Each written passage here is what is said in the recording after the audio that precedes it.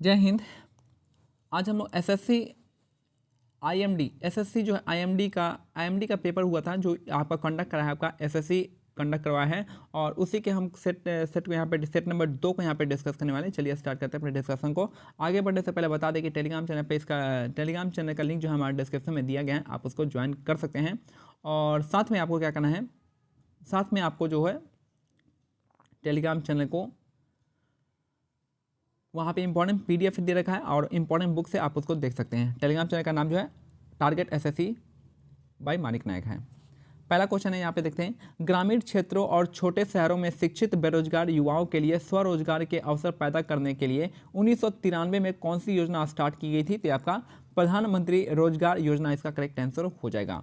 तो ग्रामीण क्षेत्र और छोटे शहरों में शिक्षित बेरोजगार युवाओं के लिए स्वरोजगार के अवसर पैदा करने के लिए 1993 में कौन सी योजना स्टार्ट की गई थी? तो 1993 का योजना है आपका प्रधानमंत्री रोजगार योजना, इसका करेक्ट आंसर हो जाएगा।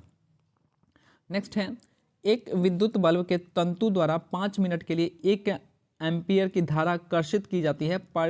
परिपथ में प्रवाहित हुए विद्युत आवेश की मात्रा बताना है। तो यहाँ पे कितनी है जाएगा? तो ये आपका 300 कूलम इसका करेक्ट आंसर दे रखा है।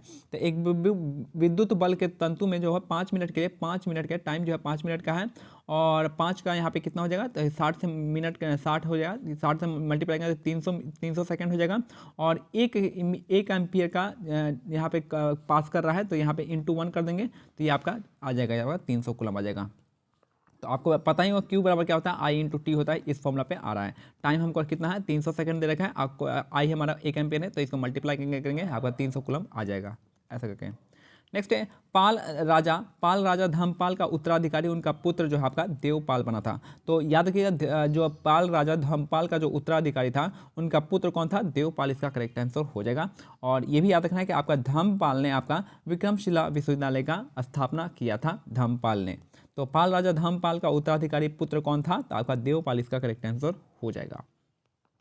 नेक्स्ट है, 7 मार्च 2022 को रायपुर के बीटीआई ग्राउंड में आयोजित राज्य स्तरीय महिला सम्मेलन में मुख्यमंत्री भूपेश बघेल ने सुरक्षित मातृत्व के लिए 5 लाभार्थियों को 5,000 रुपया का चेक सौंपकर कौशल मातृत्व योजना की शुरुआत की थी। तो ऑप्शन डी इसका करेक्ट आंसर हो जाएगा।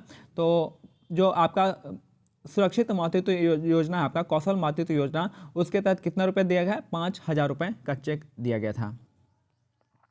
नेक्स्ट है, दिल्ली सल्तनत के प्रशासन के संदर्भ में दीवान इंशा दबीर एक खास की अध्यक्षता में किस विभाग की देखभाल करता था? यह था आपका शाही पत्राचार, इसका करेक्ट आंसर हो जाएगा।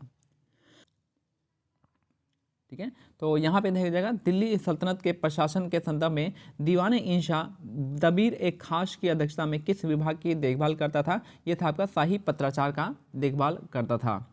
नेक्स्ट है, दिए गए मूल्य के आधार पर राष्ट्रीय आय का प्राकलन क्या होगा? तो राष्ट्रीय आय पूछ रहा है यहाँ पे क्या होगा?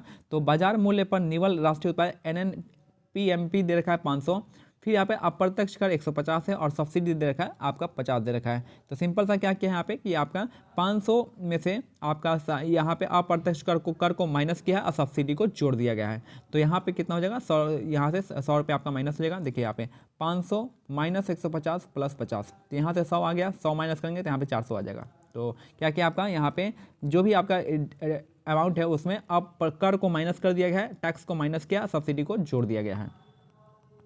नेक्स्ट है, समुद्रगुप्त की इलाहाबाद प्रशस्ति में उनके देवताओं के समान बताया गया है। इलाहाबाद प्रशस्ति में इस संदर्भ में निम्नलिखित में से किस देवता का उल्लेख नहीं है? तो इसमें जो आपका रुद्र देवता का उल्लेख नहीं है, बाकी किसका है? सभी का है। अंतक का है, इंद्र का है, वरुण का है। तो समुद्रगुप्त की इलाहाबाद प्रशस्ति में उन्हें देवताओं के समान बताया गया है और इलाहाबाद प्रशस्ति में इन संदर्भ में निम्नलिखित में से किस देवता का उल्लेख नहीं है? तो रुद्र देवता का उल्लेख नहीं है। याद रखिएगा, जो आपका इलाहाबाद प्रशस्ति है ये आपका किससे संबंधित है? तो समुद्रगुप्त से संबंधित है। किसने बनाया था? ये आपका हरिसेन ने बनवाया था। हरिसेन ने बनवाया था, जो दरबारी कवि था आपका समुद्रगुप्त का। अब यहाँ पे हम देखेंगे थोड़ा सा यहाँ पे क्या क्या मिल रहा है। तो यहाँ पे देख लीजिए, मध्य प्रदेश जो जगह आपका यहाँ पे आपका मध्य प्रदेश का जगह बेवर या दहिया हो जाएगा। और यहाँ पे देखिए ये झूम का है, जो स्लैश एंड बर्न खेती होता है जिसको शिफ्टिंग एग्रीकल्चर भी कहते हैं, वो मध्य प्रदेश में आपका बेबर या दहिया कहते हैं। वहीं अगर बात करें आंध्र प्रदेश में, तो आंध्र प्रदेश में इसको हम पोंडू या पेंडा कहते हैं, ठीक है, पोडू या पेंडा कहेंगे।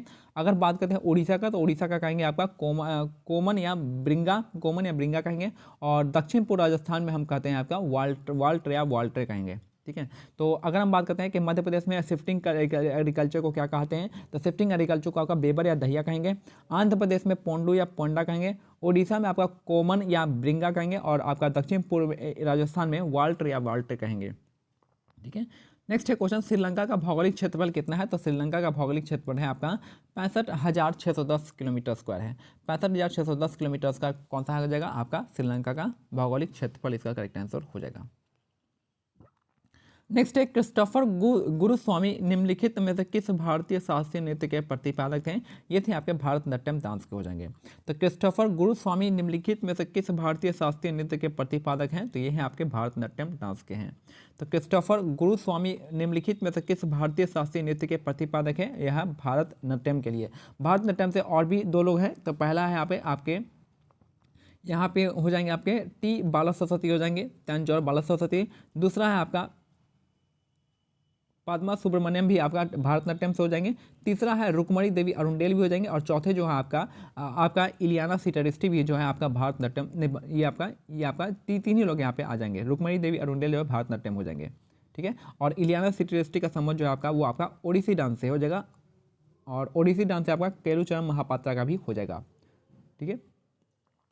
नेक्स्ट है, 1 फरवरी 2021 को पेश किए गए केंद्रीय बजट 2021-22 में वित्त मंत्री ने 13 प्रमुख क्षेत्रों के लिए उत्पादन संबंध प्रोत्साहन PLI योजना के लिए आपका 1.97 लाख करोड़ के परिव्यय को घोषणा किया है। याद रखिए, प्रोडक्शन लिंक इंसेंटिव के लिए यानी उत्पादन संबंध प्रोत्साहन के लिए 1.97 लाख करोड़ का दिया गया था। नेक्स्ट है, हरित क्रांति ग्रीन रेवोल्यूशन शब्द जो है आपका डॉक्टर विलियम गॉड द्वारा दिया गया था। हरित क्रांति शब्द जो है किसके द्वारा दिया था? तो विलियम गॉड के द्वारा दिया गया था, जिन्होंने 1968 में एशिया और लैटिन अमेरिका के विकासशील देशों में नई कृषि प्रौद्योगिकी द्वारा प्राप्त सफलता का वर्णन करने के लिए इस शब्द का उपयोग किया था। तो हरित क्रांति यानी ग्रीन रेवोल्यूशन जो शब्द है आपका किसने दिया था? आपका विलियम गॉड ने द्वारा दिया गया था, जिन्होंने 1968 में एशिया और लैटिन अमेरिका के विकासशील देश में नई कृषि प्रौद्योगिकी द्वारा प्राप्त सफलता का वर्णन करने के लिए इस शब्द का उपयोग किया था। नेक्स्ट है, निम्नलिखित में से कौन सा कार्य निजीकरण की प्रक्रिया के अंतर्गत आएगा? तो यह आपका सार्वजनिक क्षेत्र में इकाइयों में विनिवेश, इसका करेक्ट आंसर है, जो कि आपका किसके अंतर्गत आएगा? निजीकरण की प्रक्रिया के अंतर्गत आएगा। तो कौन सा निजीकरण की प्रक्रिया के अंतर्गत आने वाला है? तो आपका सार्वजनिक क्षेत्र की इकाइयों में विनिवेश, इसका करेक्ट आंसर हो जाएगा। डिसइन्वेस्टमेंट इसको कहते हैं। पद्म पुरस्कार से सम्मानित माधवन नाम्बियार निम्नलिखित में से किस खेल के कोच हैं? तो यह आपका एथलेटिक्स खेल के कोच हैं। तो पद्म पुरस्कार से सम्मानित माधवन नाम्बियार निम्नलिखित में से किस खेल के कोच है? तो एथलेटिक्स के कोच हैं, माधवन नाम्बियार हो जाएंगे। नेक्स्ट है, मुद्रा की एक इकाई अवधि में जितनी बार हस्तांतरण होता है उसे क्या कहते हैं? उसे मुद्रा संचलन का वेग कहते हैं। मुद्रा की एक इकाई अवधि में जितनी बार हस्तांतरण होगा उसे मुद्रा संचलन का वेग कहते हैं। नेक्स्ट है, अक्टूबर 2021 में विश्व कुश्ती चैंपियनशिप में 57 kg कुश्ती वर्ग में किस युवा भारतीय पहलवान ने रजत पदक जीता था? तो आपका अंशु मलिक इसका करेक्ट आंसर हो जाएंगे। अक्टूबर 2021 में विश्व कुश्ती चैंपियनशिप में 57 kg कुश्ती वर्ग में किस युवा भारतीय पहलवान ने रजत यानी सिल्वर मेडल जीता था? तो ये थे आपके अंशु मलिक, इसका करेक्ट आंसर हो जाएंगे।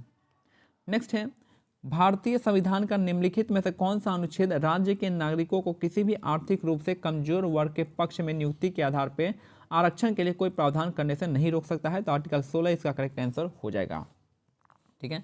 तो आर्टिकल 16 इसका करेक्ट आंसर हो जाएगा। भारतीय संविधान का निम्नलिखित में से कौन सा अनुच्छेद जो है राज्य के नागरिकों को किसी भी आर्थिक रूप से कमजोर वर्ग के पक्ष में नियुक्तियों के आरक्षण के लिए कोई प्रावधान करने से नहीं रोकता है? तो आपका आर्टिकल 16 हो जाएगा।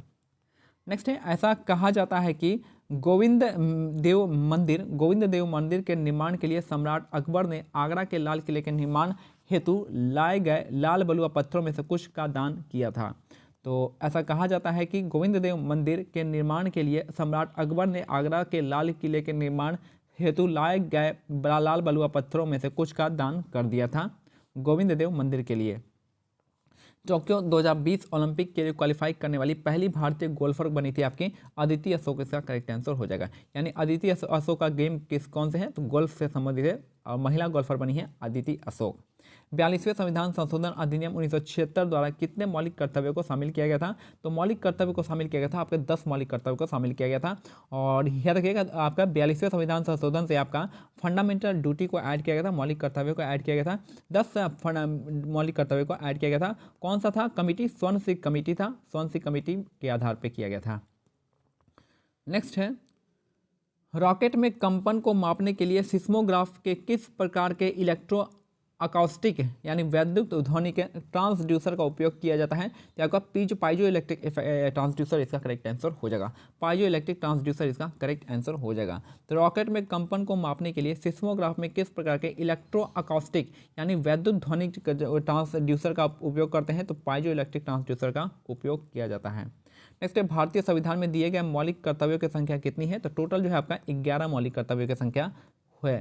तो एक तो 10 तो आपका संविधान संशोधन के द्वारा 42वें संविधान के द्वारा जोड़ा गया था और एक जो जोड़ा गया था आपका 86वें संविधान के द्वारा जोड़ दिया गया था। तो भारतीय संविधान में दिए गए मौलिक कर्तव्यों की संख्या 11 है। नेक्स्ट है, मिशन कर्मयोगी की शुरुआत सिविल सेवा क्षमता निर्माण के माध्यम से शासन में सुधार के उद्देश्य से किया गया था। तो मिशन कर्मयोगी की जो शुरुआत है सिविल सेवा क्षमता निर्माण के माध्यम से शासन में सुधार के लिए किया गया था। याद रखिएगा आपका सिविल सर्वेंट के लिए जो आपका स्टार्ट किया गया वो आपका मिशन कर्मयोगी है। नेक्स्ट है, मार्च 2024 तक में समाप्त हुई पीएम स्वनिधि योजना क्या है, तो पीएम स्वनिधि योजना जो आपका माइक्रो क्रेडिट का आवंटन है। तो मार्च 2022 में समाप्त हुई पीएम स्वनिधि योजना क्या है, तो माइक्रो क्रेडिट का आवंटन हो जाएगा आपका पीएम स्वनिधि।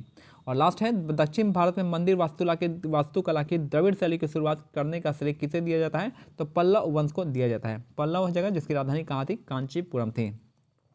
दक्षिण भारत में मंदिर वास्तुकला की द्रविड़ शैली की शुरुआत करने का श्रेय जो जाता है आपका पल्लव राजवंश को जाता है। ये हमारा आज का सेट कंप्लीट होता है। मिलते हैं अगले सेट में, तब तक के लिए जय हिंद जय भारत, धन्यवाद। टेलीग्राम चैनल का लिंक जो है डिस्क्रिप्शन में दिया गया, आप उसको ज्वाइन करना ना भूलें।